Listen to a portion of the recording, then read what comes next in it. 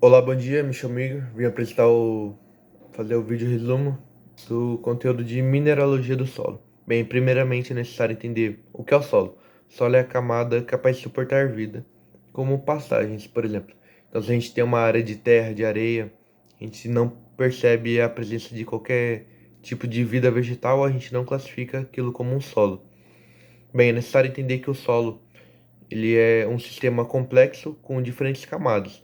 A gente Por exemplo, tem camadas ou horizontes. Normalmente a gente teria um horizonte A, um horizonte B, o horizonte C e a rocha. Não necessariamente vai seguir esses segmentos para todos os tipos de solo. Isso vai depender dos seus fatores de formações. A gente tem também diferentes tipos de horizonte. Por exemplo, no horizonte superficial, ao invés de ser um horizonte A, pode ser um horizonte O. No B, a gente pode ter um B textural. A gente pode ter a presença de um horizonte de perca, um horizonte plânico. Isso vai depender dos fatores de formação, isso que são os fatores de influência, né? Que são cinco, sendo clima, tempo, relevo, material de origem e organismos. Falando do tempo, tempo é basicamente a questão quantitativa de tempo, dias, meses, anos. O relevo, que diz muito a respeito. Por exemplo, se a gente tem uma colina, a base da colina acaba recebendo, por conta desse relevo, material de outros lugares em decorrência de ventania, esse tipo de coisa, enquanto o topo não vai receber esse tipo de material em grande quantidade. Isso acaba modificando o solo em uma mesma região. A gente tem o fator clima, que é um fator ativo muito importante, porque a gente tem um conhecimento de que com maior temperatura e maior umidade a gente tem mais presença biológica e maior atividade biológica, além de que também isso influencia em processos químicos que vão e poderão ocorrer no solo. A gente tem o material de origem, que é a rocha, sendo a rocha um material que foi resfriado, né? Foi criado a partir do resfriamento do magma, sendo chamada de rochas ígneas ou magmáticas. A gente tem as rochas extrusivas e intrusivas, que diz a respeito do seu resfriamento e também do contato que ela teve com o oxigênio. A gente tem as rochas metamórficas, que são rochas que sofrem mudanças em sua composição. A gente tem rochas sedimentares que são formadas por sedimentos, então deposição de camadas de outros materiais acabam que vão se compactando, formando rochas. Bem, a rocha vai passar por um processo de intemperismo, né? Sendo intemperismo ali fatores de tempo, clima, relevo, que eu acabei de citar, e os organismos, né? Pode se tornar um mineral, e esse mineral que vai estar disponível para a planta no solo. A gente tem rochas e minerais que são menos e mais resistentes ao intemperismo. Então a gente tem, por exemplo, um exemplo muito claro é o quartzo, que ele não sofre intemperismo químico.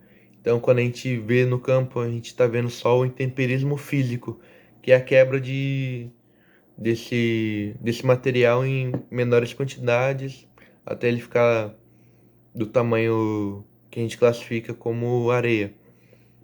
Sobre essa classificação dos grãos, né?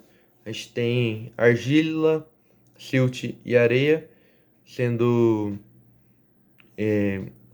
esses grãos acabam atribuindo características morfológicas e físicas do solo, sendo esses atributos que a gente pode basicamente ver e sentir, como por exemplo cor e textura. A textura é muito importante. Por exemplo, um solo arenoso tem maiores, maior porosidade, mas acaba não retendo tanta água. A gente tem solos argilosos, que a textura acaba sendo areno, de seda, né? Algo macio, o silt também, além de, claro, da plasticidade e também no quesito de conseguir manter a água no sistema. A gente tem a respeito desses atributos físicos do solo, além da textura, a gente tem a cor. A gente vê muito a presença do ferro para definir essa cor, com a goetita e a hematita, sendo que as duas têm origem no ferro, mas a goetita a gente tem maior presença de matéria orgânica no sistema, uma melhor drenagem, enquanto no ferro a gente tem maiores temperaturas e uma drenagem menos eficiente. Isso acaba dando tonalidade ao solo. A gente tem também solos acinzentados que acabam se dando conta quando a gente tem a lavagem do ferro no sistema.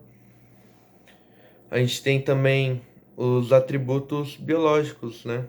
Que são, normalmente a gente acaba associando como esses fatores de presença de matéria orgânica, né? Então, um sistema com esses fatores biológicos, por exemplo, a gente tem relacionado a ação enzimática, o ciclo de nitrogênio no solo, esse tipo de coisa que são feitos por normalmente bactérias e fungos. Sobre a composição do solo, que é um fator importante. No solo ideal a gente teria ali a divisão da parte porosa da parte física, ali entre 50% para cada em um solo ideal, sendo na parte porosa 25% constituído por água e 25% constituído por ar ou oxigênio. Na parte física, em torno de 5% de teor de matéria orgânica, e o restante dos 45% é desse material, que seja silt, areia ou argila. A gente tem também aquele comentei, né, da textura, se é algo mais sedoso ou mais áspero, com a areia sendo mais áspera e o argila mais sedoso, que a gente fez o teste de plasticidade de fazer a minhoquinha com a mão. A gente tem também a respeito dos agregados, a gente tem desde placas a blocos subangulares, que é basicamente a força de coesão ou de coesão que a gente tem entre essas partículas que acabam formando esses agregados. Então, a gente pode ter agregados muito grandes e aí pequenos agregados, que também são influenciados pelo teor de matéria orgânica, já que e a atividade biológica, que é muito importante porque vai fazer alguns processos químicos que vão transformar materiais em outros, e a gente tem todo esse processo, por exemplo, de incorporação da raiz. Quando a gente pega um agregado em um solo, a gente vê a presença de raízes naquele agregado. A gente tem também a presença da matéria orgânica, que é aquilo que eu sei que veio de algum ser vivo, mas eu não consigo diferenciar já do ponto de decomposição que ele está. Bem, atributos em geral, acredito que são esses. Consegui explicar. Os fatores em relação aos fatores pedogenéticos, perdão. A gente tem vários, desde processos em relação ao ferro, quebra da argila, de salinização, de sódio no solo. Tudo isso acaba influenciando nas características finais desse solo. Tamanho do seu horizonte, a presença de certas características como cor, profundidade, maior teor, se aquilo vai ser um solo mais argiloso, se ele vai ter um pH mais alto, um pH mais baixo, maior teor de alumínio. Esses fatores acabam todos conversando entre si e um afeta o outro diretamente ou indiretamente. Bem, esse foi o meu vídeo.